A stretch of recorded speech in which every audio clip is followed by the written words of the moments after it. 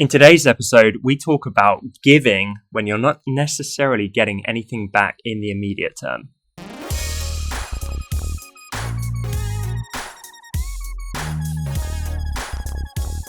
Welcome to episode 67 of the Honest Entrepreneur Show. My name's Tom Ross, and let's get into it. So today we're kind of frantic. I am wrapping up before taking a much needed vacation in Croatia. So I'm excited to hear what today's question is. This question is from Delphi. How much of our time should we dedicate to giving when we aren't making money doing it? We all know how amazing you are at giving your time when you have another business.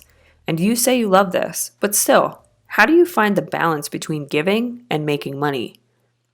That's an amazing question, Delphi. And it's something I struggle with myself as well. I'll be the first to admit that.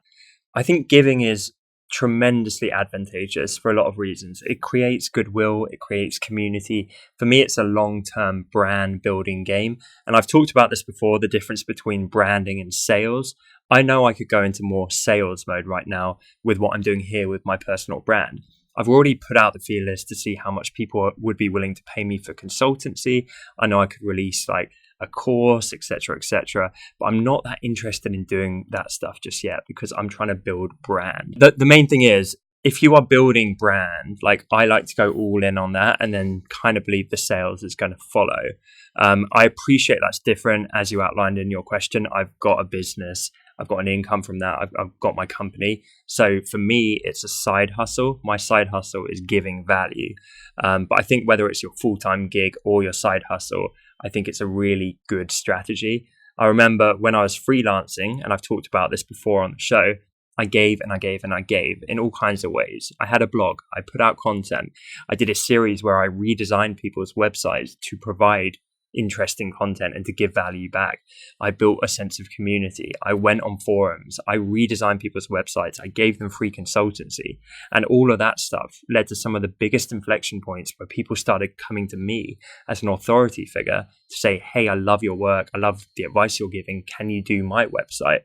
So I actually really believe it does work as a strategy for building your business. I wouldn't view the two as completely disparate. So don't feel that by giving, you're actually shooting yourself in the foot and completely sidestepping making any kind of money. I think one can actually lead to the other quite nicely. That being said, you can kind of put them in separate buckets and you can run them side by side. Just divvy up your time. Realize that the giving work and the putting out value work is going to build your brand, but then maybe you need some sales work to bring in that money. And so, you could do 4 hours a day in terms of creating content, building community, giving back, giving value, trying to establish yourself as that authority figure. But equally, you could have 4 hours a day that was coming up with a list of potential clients and then going through and systematically pitching them, trying to do business development, trying to market yourself in various ways. And so I actually think by kind of time blocking those two things, you can do both. So it doesn't have to be one or the other. Like, don't feel like you're either going to be Mother Teresa and give a lot, or you're going to be a sleazy salesperson. You can sell in the right way, you can give in the right way, and you can find a way to juggle it all.